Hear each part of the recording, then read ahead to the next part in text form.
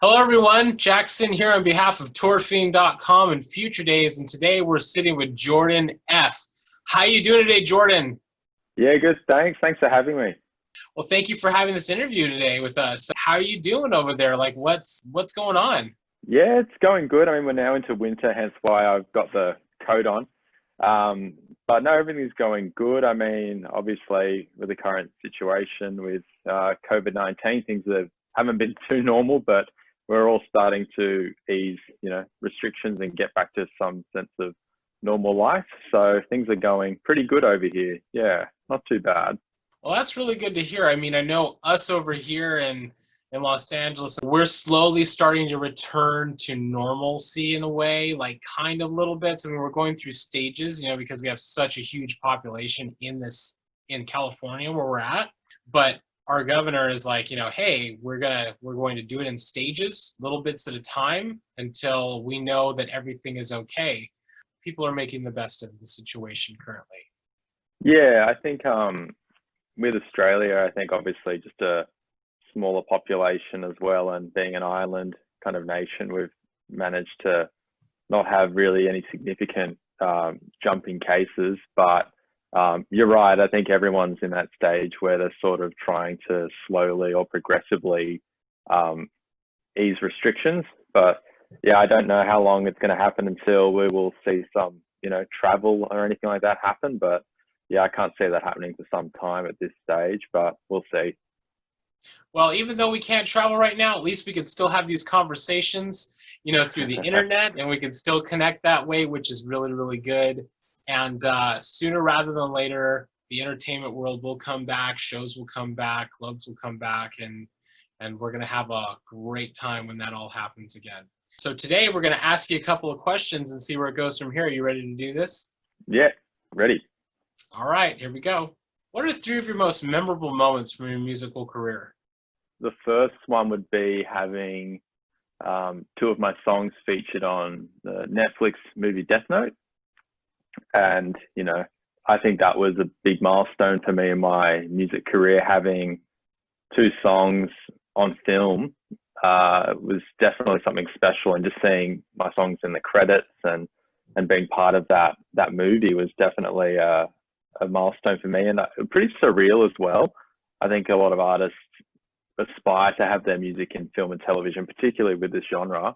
And to have that happen was just an amazing opportunity. And it came about quite randomly as well. It was just an email to my account from a music supervisor in LA.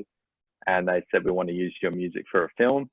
And I get a couple of those emails every now and then, but they're usually just for, YouTube videos or university assignments or things like that. So I checked out this person on the internet, and they actually seemed quite established. So that's how it all came about. It was quite random, but nonetheless, pretty excited that happened, and definitely one of the most memorable moments for me.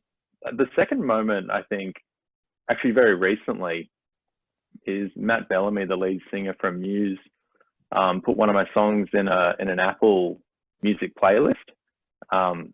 And at the time, he did like a little podcast interview about each of the songs in his playlist, about 15 songs in total. And he said he used this song as a warm-up to all his gigs. Like he would listen to it before he went on stage and performed live to hype himself up. I thought that was pretty cool. To have someone like Matt Bellamy become a sort of a fan of my music was pretty unreal. And I think the third one, again, another recent one, was when I just did a recent Australian East Coast tour. I haven't really done a big tour before, so this was a new experience for me. And just playing in different cities across the country, it was really exciting to play at different venues and see the audience react to my live set, and just get in that mindset of being a touring artist. I think, I play a lot of shows in Sydney, and I go down to Melbourne, play shows, but to be on sort of a touring routine, I think was something that was a very fun experience, and having to adjust to that touring lifestyle. So I had a great time touring with a few other artists, and yeah, that was this year. So I think a lot of the memorable moments have been quite recent in my music career, which have been really exciting, and hopefully there's some more to come. Well, that's pretty impressive. I mean, from having your music featured on Death Note, I mean, in the credits, I mean, that's great. That's awesome. How many artists can say that their music is in a movie, featured in a film? I mean, that's awesome. And then also you speaking about, Bat Bellamy of the Muse, like having your song, like, your song to get him hyped up before a show. I mean, that's that's wow. That's awesome. And then you're touring, like you going on tour. I mean, it really is a different type of experience being on tour, isn't it? When you go around to all these different places, performing for all these different crowds, every show isn't the same. It's like some nights you have crowds that are like really into you or like really like great and amazing, and then some nights you'll have maybe not as good, you know what I mean? And then every once in a while, occasionally you may have those shows where like some people are kind of interested and then other people are just like whatever. But it's all a great experience from start to finish because you really start to learn things about the things that you're doing, and you go, you know what, it doesn't matter if I'm playing to one person or if I'm playing to 2,000 people. If it affects one person in that entire room, then you've changed somebody for the better. Yeah, I think so. I mean, you're definitely right about the touring. There are some crowds that are really into it. Others that might not be too into it. But what I like about performing live is that getting punters through the door and people who wouldn't normally be exposed to this kind of music actually getting into it and really becoming fans of that music. So I think I really underestimated probably the power of touring and live shows in building like a local audience. For a lot of the time, I've relied a lot on, online presence and SoundCloud and Spotify and things like that naturally. But I think obviously playing live is the best experience ever for the artist, but also just to really hone in on getting new fans. But you're right, sometimes the audience isn't always into it, but like you said, as long as there's one person dancing or one person comes up to you at the end of the show and says, "Hey, I loved your set, big fan, what's your social media details?" I mean, that's enough for me to be happy and stoked and walk away from the gig with a smile on my face. Yeah, it's a really fun experience. And you know what? It's all about getting out there and playing shows. It's all about getting out there and connecting with people, with fans, with new ears. People have never heard you before, and that really is the true way. I remember the artist Dave Grohl of the Foo Fighters. He once said that I want to get it right. I want to get this right, what he said, but I guess to paraphrase in a way is he basically said if you want to be successful, at becoming an artist, you just have to get out there and do it. You have to go out there and play shows. As a musician, you just have to go out there and expose yourself to the world, because how is anybody supposed to ever know who you are and what you have to offer if you don't share it with everybody? Yeah, no, I think that's actually a really good point. And for me personally, as an artist, I've always, my roots as a musician and under the name Jordan F has always been sort of, I started online, coming off MySpace into, early days of SoundCloud and really building connections online. And more recently, in the past year or two, I've decided, well, not decided, naturally, I just said to myself, I just need to put myself out there more, try and make more of an initiative to play more shows, but also put myself out there more visibly and as a personality. So I'm trying to do that more. So yeah, I completely understand what you're saying about you just have to put yourself out there. Absolutely. And you know what? I first found you through online, through YouTube, stuff like that, like hearing your album Slipstream, like hearing that, I was like, it really got me even further into the genre. It really helped me along those ways to get into a lot more, because, when I first started going down this road, it was like, you like the old, you have like the artists from a decade ago, like you had like, Future Cop, you know what I mean? And like that started my foot in the door. And then you had like Laser Hawk and stuff like that. And then I stumbled upon your stuff, Slipstream, listening to your album Slipstream. And I was like, this guy's got the sound. This guy knows what's up. You know what I mean? It's got this really good, like, capturing, encapsulating the sound of time gone by, but yet futuristic, and really kind of like sharing that creativity, that a lot of artists are doing nowadays. I mean, you're really kind of getting through that, like breaking through the wall there with that one. I really enjoyed that. Oh, thanks a lot. Yeah, definitely Slipstream was a turning point for me. And before that, I was writing a lot of EPs or I did an EP and quite a few remixes and a few singles, but no album. But yeah, I definitely think Slipstream, in this genre, it's a very album heavy genre, and a lot of them are very conceptual albums as well. So for me, putting out Slipstream was, a concept heavy album, um, but one that I'm still really proud of today. And I still kind of look back and listen to it. And I'm still really proud of the work that I put in on that one. And yeah, I feel like in this genre, you're kind of putting out an album in a way cements yourself or puts you into that scene more so. And because I'd been doing it for a while before Slipstream, I was really happy to put that out on Rossa Corsa Records. And yeah, it still gets a few plays. So thanks a lot. It does get a lot of great plays. You know what? Thank you so much for releasing it. And me personally, I love it. And I know a lot of other people out there love it as well. What would you say is your favorite album/EP that you've worked on? That's a really, really, really hard question because I like different releases for different things. Slipstream obviously being my first album, there's something really special about releasing your first album. And a lot of those tracks are now what I'm known for, or in a way, a reference point for me as a musician. So, people who are discovering it will look at Slipstream, might listen to Abandoned Streets or another song similar to that. And so that's always been a very special album to me.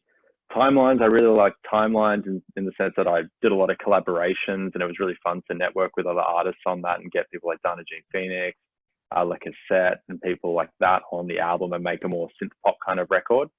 And then Oblivion, I think as well, conceptually is probably one of my strongest albums in terms of the themes and the emotions that I wanted to convey. But to be honest, I'm really loving the new stuff that I'm writing right now, which obviously people haven't listened to, but it'll be my new album out in July. But I don't know if I can include that one because it's not out there, and you can't, with retrospect and hindsight, look at it and see how you feel.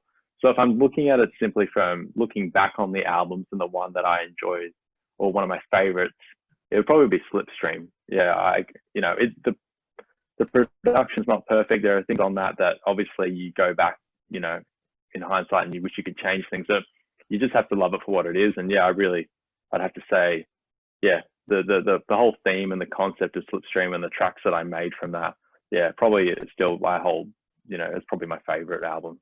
Exactly. Like going back and listening to it, I'm sure like you hear little things, little nuances here and there. You kind of go like, yeah, I could have maybe did that differently, or I could have maybe like changed this here or moved this around here. But it is what it is, and it really kind of goes down as like that album where you kind of going like, well, this is my first album out of the gate. Like it's meant to always have like your own personal stamp on it, little imperfections here and there, little things that you notice that other people may not. But all in all, it really kind of pushes you forward as an artist and really kind of helps you along your path to the next release, and the next release, and the next release. Another one that I really do enjoy is Final Flash, a single release that you put out for Final Flash. That is another one that I really enjoy, and it's a really good one that we like to play at our San Junipero events here in Los Angeles, in New York City, and San Francisco as well. But we love to play that song. It gets the crowd going, gets them like grooving and dancing. Like it's another really good flowing track that kind of like bridges into other things that really makes people want to groove. Yeah, I think I agree. I think Final Flash for me is as a single, and I've never done really single releases before. And I think last year I was just like, oh, let's just put this out because I was still working on this new album and I didn't want to go through a year and not release any material. And yeah, I think Final Flash in terms of the style and the production, probably one of my best tracks to date, standalone, because it does sort of motor on with that rolling bass and it kind of builds and it just keeps going. So yeah, no, it's cool that you guys play it at your events. I think, yeah, it's definitely more DJ club oriented track. But just going back to your point on releasing music and then going back and looking at it and going, oh, I wish I changed things, around. That's every struggle of a musician and an artist when they're producing their own material. I think, I've had to train myself mentally to acknowledge the fact that once you release something, no matter how new it is, no matter what production techniques you're doing at the time, you will look back on it and always want to make changes because your influences at the time are from certain sounds or certain songs that you want to try and incorporate that type of production. So it's just a reflection of your inspiration and sort of influences at the time. So I think it's a mental game as well as an artist to just train yourself to go, okay, that album was informed by certain techniques or certain sounds at a time. Obviously, looking at it now, it's not going to be the same way that I feel about, production or influences. So that's why I can look back on Slipstream and just, like you said, take it for what it is, which is why I still really enjoy it. Yeah, and isn't that interesting how that goes? It's like as you progress as an artist or as you progress as a creator of anything, you're influenced by the things of that time. So just because it's something that influenced you then doesn't mean like in 5 years you're not going to be influenced by somebody like something else or somebody else that you came in contact with. But it's those little moments, where you kind of go like, if you listen to something, you go, I can hear where they were here. I can hear where they were at this point and at this point and at this point. I could hear that they were affected by something that may have been really personal in their life or something that affected them negatively. Like, you never know. I think a lot of other artists out there in the world are being influenced by the current situation going on in the world, especially right now. So I think as we come out of this, or as we see more new releases, we're going to see that people are using those influences they're seeing now to create some really amazing stuff, I'm sure. Yeah, I think so. And yeah, it's always, at the end of the day, with this genre as well, like a lot of the music is, concept heavy, set, in a dystopian future or some other concept about, space or something like that. But I think, yeah, it's always important to, in this type of music, if you can, to try and go back to some more personal, influence into your music, which is definitely, I think in this genre can be harder because I think this genre is very like concept based. But that being that said, there's a lot of great, songs that are really inspired by personal like upbringings and things like that. So that adds to the diversity of the sound, and I think that's great. Yeah, and no matter the setting, no matter where it's set at, it still deals with those core emotions of love, hate, sadness, happiness, joy, everything that we feel as human beings, no matter the concept. What was the drive behind getting you into making music and performing live?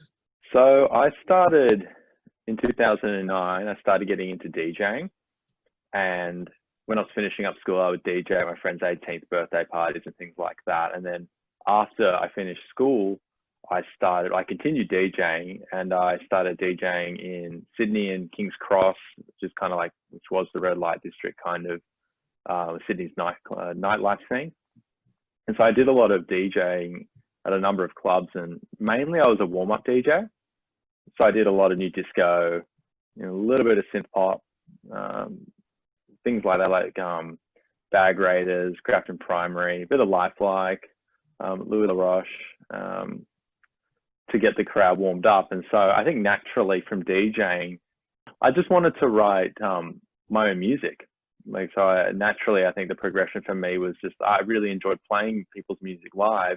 It would be cool maybe to DJ one day, but with my own music or perform my own music live. So I did DJing for a couple of years, and then I got into Ableton, and that's sort of the roots of my creation is Ableton. It's not really with analog synths or anything like that. It was just, I bought a copy of Ableton and learned from scratch how to make a song, and it took me so long to get to a point where I finally had material that I was really happy with.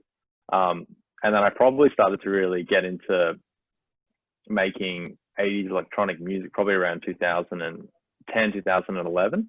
So when I first got Ableton, I was just writing all sorts of things like dubstep, house, but it was terrible. I didn't really know what I was doing. And then I came across a blog called Disco Champagne, and it was run by these Italian guys, and they would do monthly mixtapes of artists kind of in the genre at the time, still active, but like a lot of the Valerie Collective artists.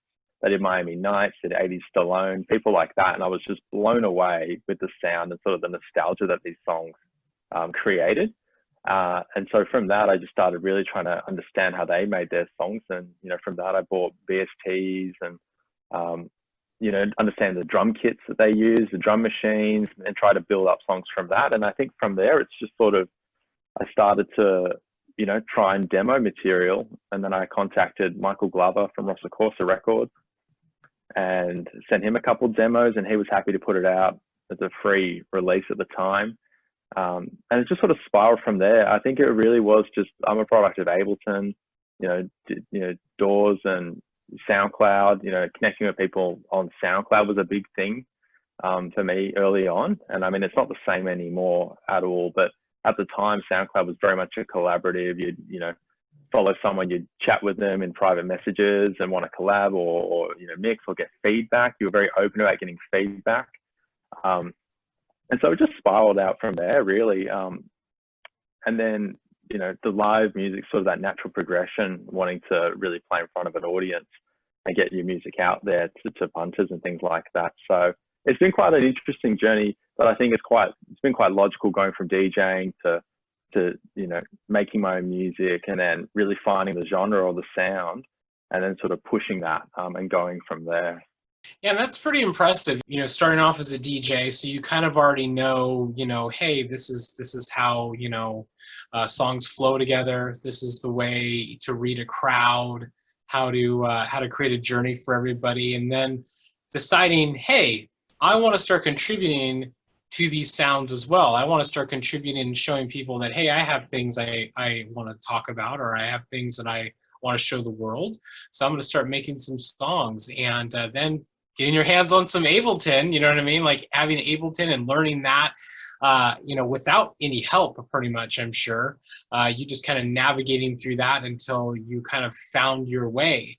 But isn't it funny how here we are in 2020, and this style of music that a lot of people love, this synthwave style, has been around for 10 years. Like, it's been around for a decade. I mean, I think back to that and I go, wow, it's been a whole decade.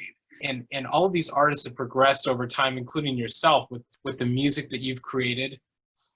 So it's just really great to see that you have kept going up and up and up and up and up and up from there. I think your first releases and including your first album came out at the right time too. It's like, because yeah, you could release music like right away, but you wait a little bit to find that sound that you want to find. And then when you finally get it to where you want to, all bets are off.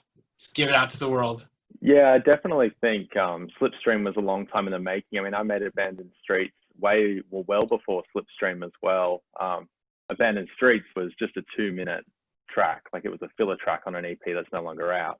And to make that a 10-minute track and then go, okay, well, how can I build around this concept of this sort of future?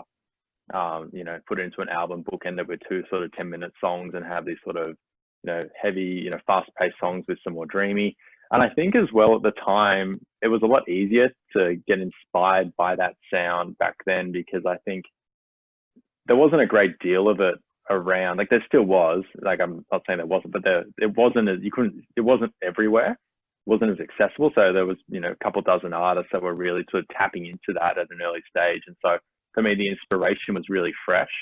Whereas now, I think for me, the challenge is keeping inspired and not only coming up with a concept or a song, but having something that is unique. And I think every artist needs to, should want to really try and push themselves to make something really special. Exactly.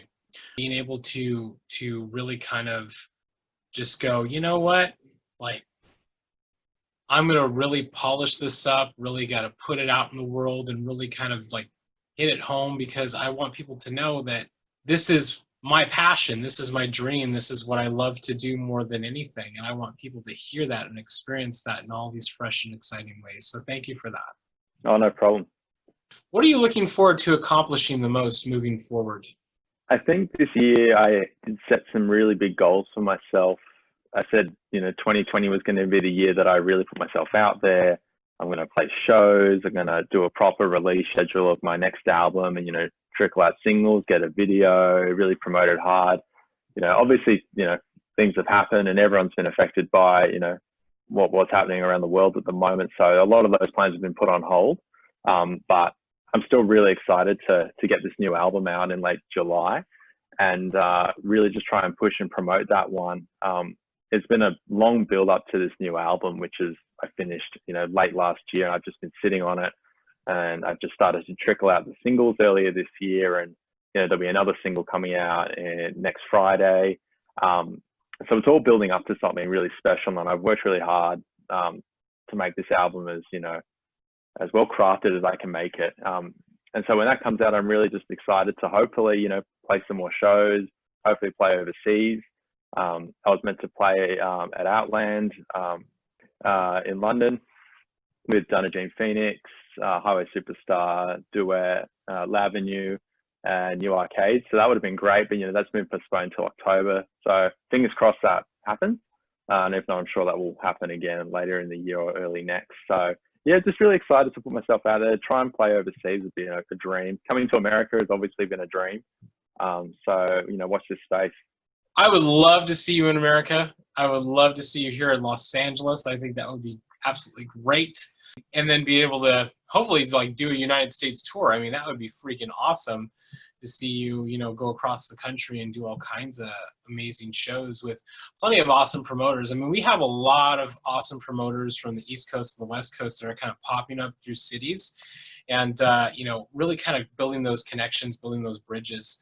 I know that you were talking earlier, or what you were mentioning a little bit ago about, being able to do the event with Outland that would have been happening now but has to be postponed. I know in an earlier interview, like when I was speaking with Outland, when I was speaking with Stu, he had mentioned that they were really looking forward to that, but of course it has to be put on the back burner with everything going on right now.